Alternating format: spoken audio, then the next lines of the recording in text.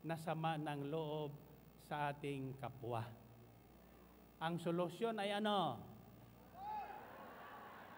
Magpatawad. Magpatawad. Kaya ang instruction is, therefore, confess your sins one to another and pray for each other so that you may be healed.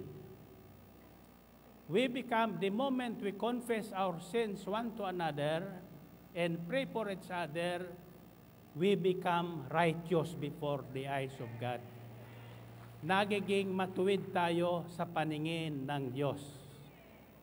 Kaya, ang panalangin ng taong matuwid is powerful and effective. Mabisa at makapangyarihan. Ng isang umaga, dumaan sa akin si Brother Nante, "Kako, kumusta ka na?" So kinunto niyang kalagayan niya. Sinikmuraan ko siya. Ang sabi ko sa kanya, "Magaling ka na."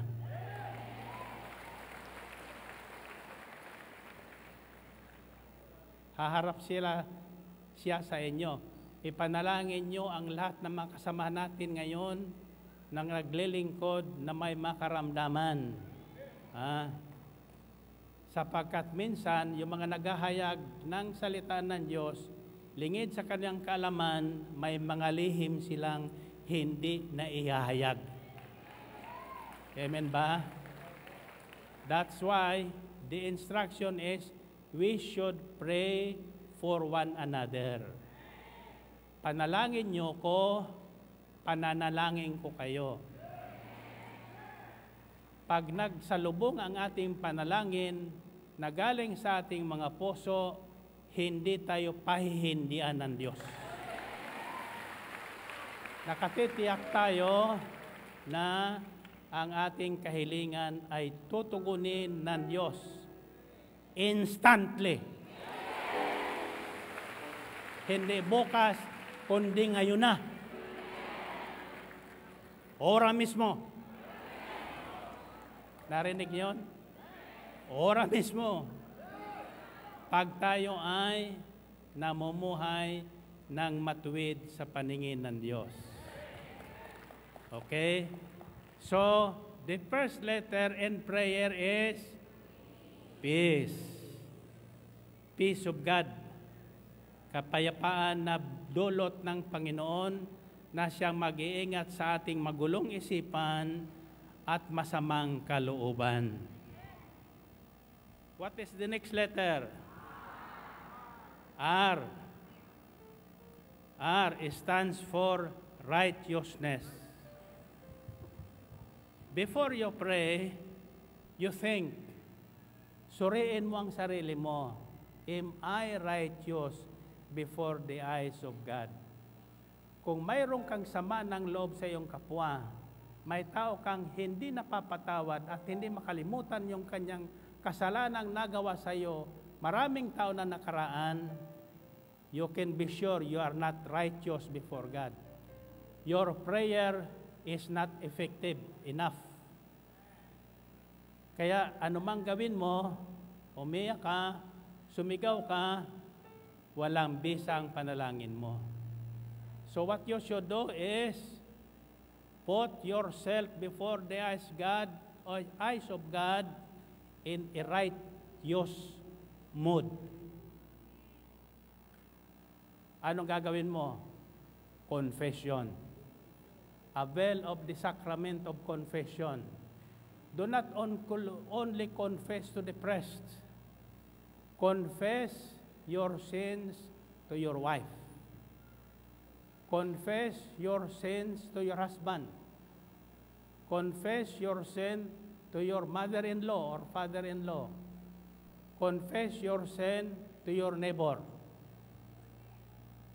Magagawa niyo ba yun? Huwag niyo sasabihin, mahirap yon. Mas mahirap magdala ng tiisin. Mas mahirap magkaroon ng karamdaman forever. Mabuti pa yung namamatay na. Hindi na maghihirap sa karamdaman, di ba?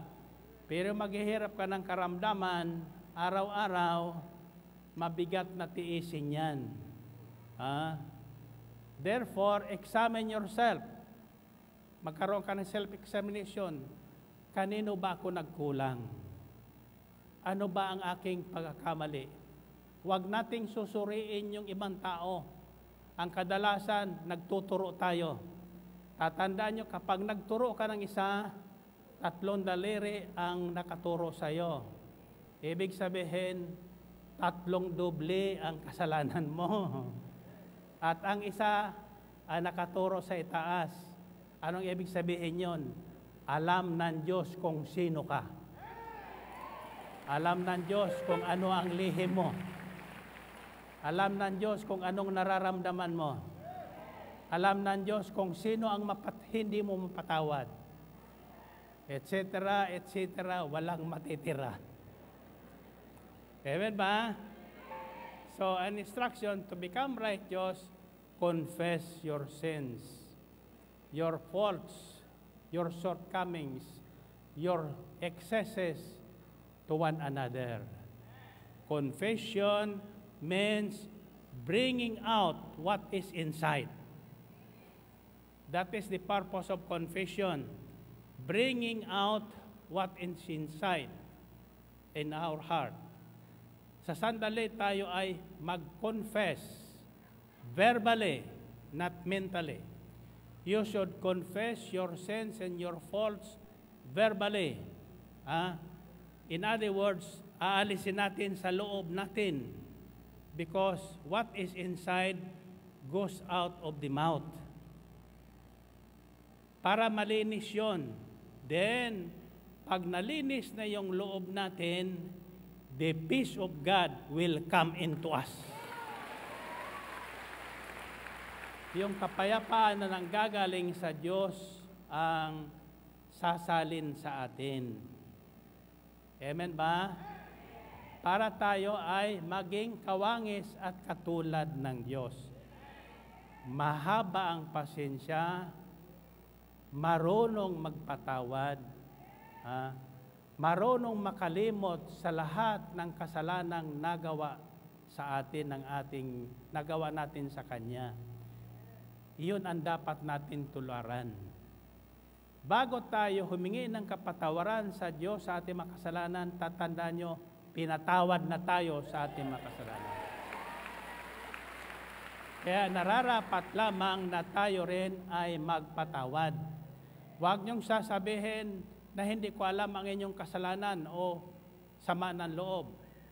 Hindi ko na kailangan alamin yon. Alam ng Diyos yan. Kaya dumarating sa inyo ang mensaheng ito sapagkat ibig niyang tayo ay tulungan. Ibig niyang tayo ay alisin sa ating mga tiisin. God wants us out of all our troubles. Ibig niyang gumaling ang ating bulsa. Amen ba? What is the next letter? A. A stands for access to the power of God. Prayer stands for access. Ano bang ibig success? Kayo may mga cellphone, mayroon kayong mga gadget dyan. Unless you know the secret code, hindi nyo ma-access yung gusto nyong information. Amen ba? Now, dati bilang mga makasalanan, wala tayong diretsuhang access sa Panginoong Diyos, sa ating Ama. Kaya mayroon mga saserdoting na mamagitan sa atin. But through Christ, through our faith in Christ Jesus, God has given us the right to go through Him. Diretsuhang humarap tayo sa Diyos. Kung wala kayo masasabi, huminga kayo ng malalim. Uulitin ko, buntong hininga nyo lang, tutugunin na kayo ng Panginoon. Tatandaan nyo ang salitang Om. Anong ibig sabihin Om? Our God is omnipresent. He is with us. He is omniscient. Anong omniscient? All-knowing. Walang nalilihim sa Kanya. He is omnipotent, all or powerful. Walang mahirap na bagay sa Diyos. Amen. Oh, Jesus, omnipotent, the all-powerful God. Oh, Jesus, omniscient, the all-knowing God. Oh, Jesus, omnipresent, God is everywhere. Oh, Jesus, omnipotent, the all-powerful God. Oh, Jesus, omniscient, the all-knowing God. Oh, Jesus, omnipresent, God is everywhere. Oh, Jesus, my provider. Oh, Jesus, you're my healer. Oh, Jesus, you are with me to supply all I need. Oh, Jesus, my provider. Oh, Jesus, you're my healer. Oh, Jesus, you are with me to supply all I need. Oh, Jesus, omnipotent, the all-powerful God. Oh, Jesus, omniscient, the all-knowing God. Oh, Jesus, omnipresent, God is everywhere. Oh, Jesus, my provider. Oh, Jesus, you're my healer. Oh, Jesus, you are with me to supply all I need. Oh, Jesus, my provider. Oh, Jesus, you're my healer. Oh, Jesus, you are with me to supply all I need. Oh, Jesus, omnipotent, the all-powerful God. Oh, Jesus, omniscient, the all-knowing God. Oh, Jesus, omnipresent, God is everywhere. Oh, Jesus, omnipotent, the all-powerful God. Oh, Jesus, omniscient, the all-knowing God. Oh, Jesus, omnipresent, God is everywhere. God is everywhere. God is everywhere. Purihin ang Panginoon. Okay. I'll teach you a very short but effective prayer. There are times when we cannot really pray. May panahon na talagang wala tayong masasabi sa harapan ng Diyos. This is what you should pray. Om, have mercy on me. Ulitin nyo nga. Iyan ang isang buntong hininga ng isang taong matuwid na hindi matatanggihan ng Diyos. Ulitin nyo nga. The mercy of God is always available. It's like the ocean and the seas. Walang sukat. Di masusukat ang lalim at ang kapangyarihan ng biyaya ng Diyos, ng habag ng Diyos.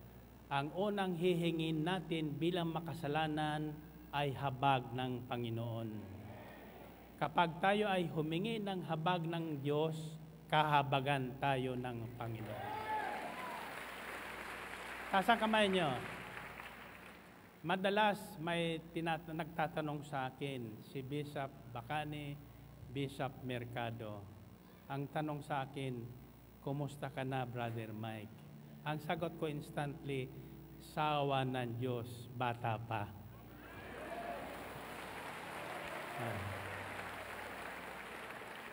Narinig yun? Sawa ng Diyos, malakas pa. Sawa ng Diyos, mayaman na. Amen ba? Sawa ng Diyos, gwapong-gwapo pa. Amen ba? Ang sabi nila, tama yun. Tayo ay nabubuhay sa awa ng Diyos. Amen ba? Kaya ako'y nananalig na lahat na nakarating sa dakong ito, sa Ambel City, at lahat na nakikinig ngayon sa Tiyobyo, at tatandaan ng aral na ito at susundin nyo ang payo ng ating Panginoon tungkol sa panalangin, answered prayer kayong lahat. Amen. Uuwi kayong walang tiisin. Uuwi kayong may bagong awit sa inyong mga puso. Isang awit ng papuri sa Diyos. Makapaglilikha kayo ng awit ng papuri at pasasalamat sa Diyos. Amen. Huwag niyong isipin, suntunado kayo. Nung isang araw, pag-araw ng Miyerkules kasi, yung nagigising sa choir, sumasama sa akin sa jogging sa umaga. May sumama sa kanilang mga kapatid na ang tatabaan nila, ang lulusog nila. Ang sabi ko sa kanila, member din kayo ng choir. sabi nung isa sa kanila na choir, sobra man si Brother Mike. Basta mataba, kasama na sa choir. Purihin natin ang Panginoon. Purihin ang Diyos. Okay. A stands for access to the power of God. It's found in Romans chapter 5, verses 1 to 2. Therefore, since we have been justified through faith, we have peace with God through our Lord Jesus Christ, through whom we have gained access by faith into this grace in which we now stand. Sa pamagitan ni Kristo Jesus, tayo ay nagkaroon ng kapangyarihang dumiritso sa ating Amang Diyos upang hingin ang kanyang habag sa atin. Tatandaan nyo, pag habag ang ating hiningi, anumang kasalanan natin, makakalimutan niya. Kahabagan tayo ng Diyos. Taas ang kamay nyo. Ito ang dapat natin tandaan. Anumang tinanggap natin sa Diyos, dapat ibahagi natin sa iba. Kinahabagan tayo ng Panginoon, dapat mahabag din tayo sa lahat ng tao. Tinulungan tayo ng Panginoon, dapat tulungan din natin ang lahat ng tao. Kinalimutan ng Diyos ang lahat ng ating kasalanan, dapat din kalimutan natin ang lahat ng kasalanan ng mga nagkasala sa atin. Amen ba? Purihin natin ang Panginoon. Purihin ng Diyos.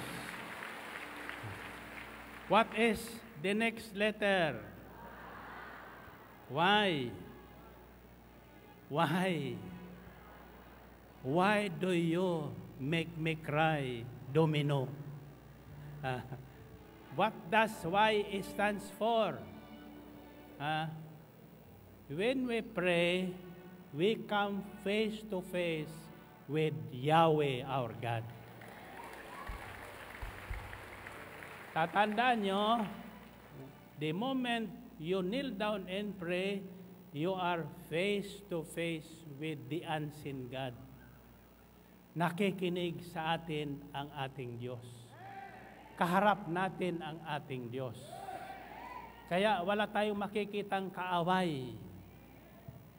Makikita natin ang habag ng Panginoon. makikita natin ang pag-ibig ng Diyos sa atin. Malalaman natin kung kaano tayo kamahal ng ating Diyos. Amen ba? What is the next letter in prayer? E. What does E stands for?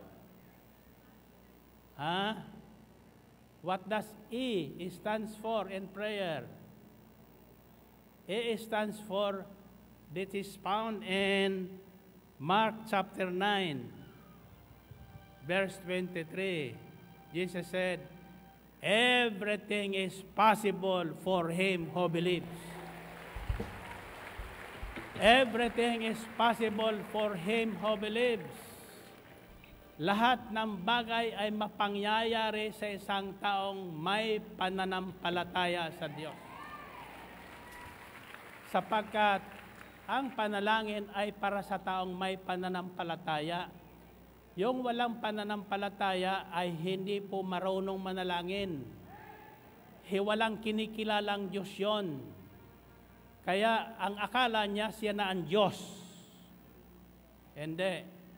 Pag tayo ay nanalangin, tayo ay humaharap sa isang makapangyarihang Diyos. Remember this, our God is a consuming fire. Natutunaw niya ang lahat na matitigas na puso.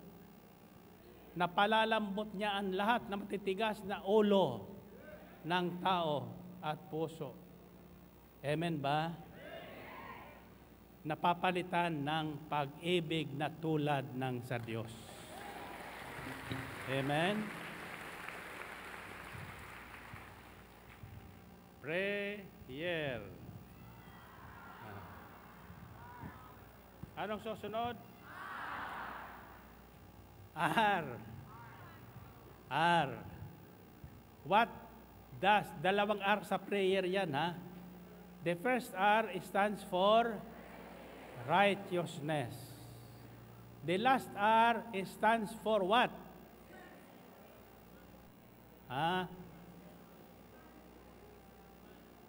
Ano?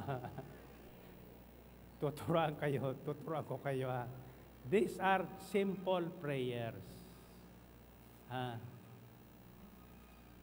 Yung isang makasalanan, magnanakaw, nakasamang ipinako sa cross, anong sinabi niya? Ang unang sinabi niya doon sa kasamahan niyang magnanakaw, huwag kang magsasalita laban sa taong yan. Sapagkat ang taong yan ay walang kasalanan, hindi nararapat ipako yan dyan sa cross. Tayo ay karapat-dapat lang ipinako sa cross na ito sapagkat tayo ang nagkasala. Ngunit ang taong yan, walang kasalanan yan. Pagkatapos anong sinabi niya? Jesus, remember me when you are into your kingdom. Anong sagot ng Panginoon? Today, you will be with me in Paradise Ballroom.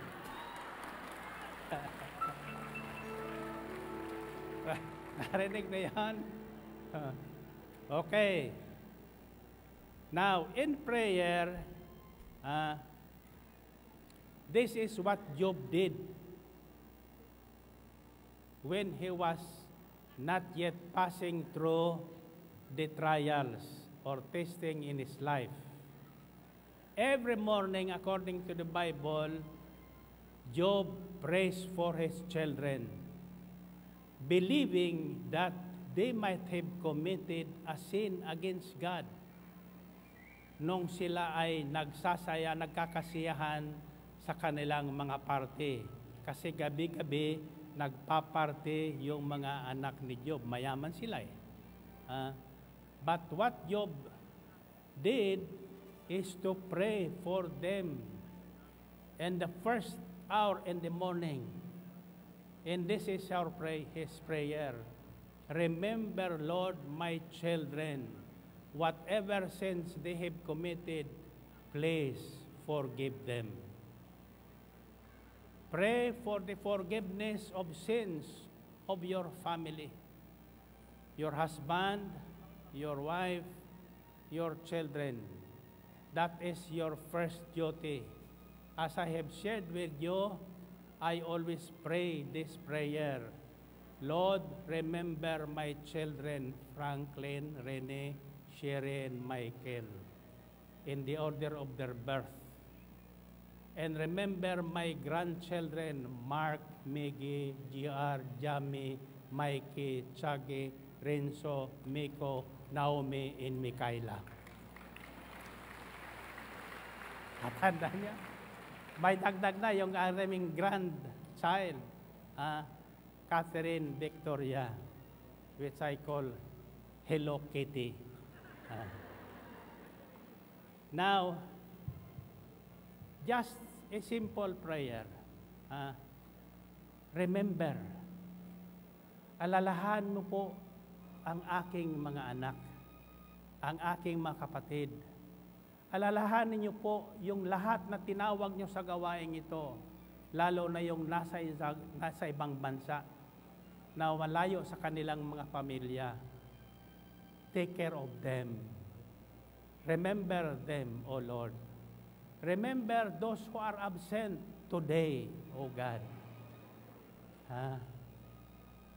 Remember, and I know God will remember you. Amen?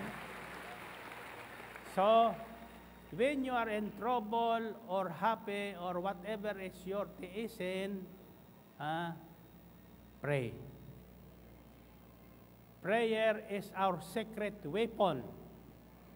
It is our power, access to the throne room of God, to the mercy of God. Our God is merciful. We should strive to be like Him. Iyan ang ating dapat gawin araw-araw. Tatandaan nyo, man does not live on bread alone, but on every word that comes from the mouth of God. Kapag salita ng Diyos ang mamumutawi sa ating bibig, pagpapalain ang lahat na makikinig. Taas ang kamay nyo. Ang tanong ko, nakinig ba kayo? Pinagpala ba kayo? Magaling na ba kayo? Mayaman na ba kayo? Anong gagawin nyo? Uuwi kayong umaawit ng papuri sa Panginoon. Kahit kayo nasa tabing daan, nasa jeepney, nasa overpass, nasa bus, kahit sino pa nandyan, umawit kayo ng papuri sa Panginoon. Hawaan natin sila. Huwag niyong isipin yung tunon nyo. Pagagandahin ng Panginoon yan. Gusto niyong umawit ako ng papuri sa Diyos sa Sabado.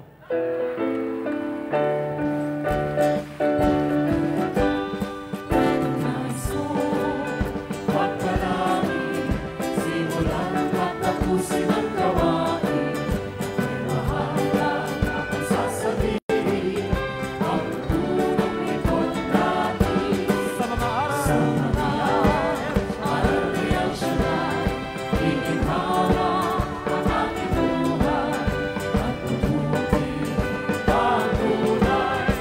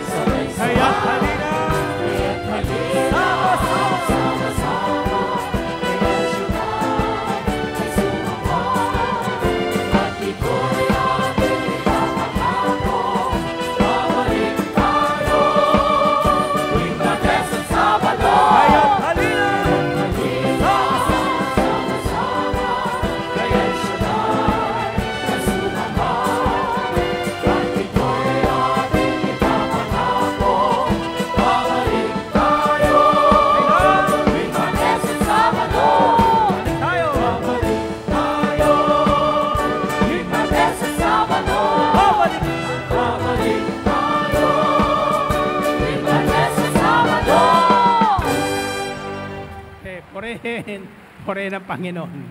Tasa kamay nyo. Tasa makay nyo. Sabi ng iba, babalik ba ako tuwing Martes at Sabado? Anyway, sabihin nyo, Panginoon, salamat po sa biyaya ng pananalangin. Ngayon, alam ko na ang pagkakaiba ng tukso, pagsubok, at mga tiisin. Kaya naman, sa gabing ito, ako ay nananalig na ako ay inyong kinahabagan, pinagaling, pinagyaman, pinalakas, at uuwing masaya ang aking kalooban sa ngalan ni Jesus. Amen. Amen. Purihin natin ang Panginoon. Purihin ng Diyos. Okay. Ito, tatapong ko sa inyo. Biyaya ito, ha? Ito ang isisigaw nyo. Ito ang biyayang kailangan ko. Ulitin nyo nga. Hindi nyo alam yan kung ano yan, pero pinalangin ko na yan. Ito ang aking panalangin. Lahat na makikinig at susunod at uuwing masaya at nagpupuri sa Diyos, kung may karamdaman, magaling na. Kung may kailangan pinansyal, dumating na. Amen. Kung may tiisin, wala na. Ano isisigaw nyo? Ito ang biyayang kailangan ko.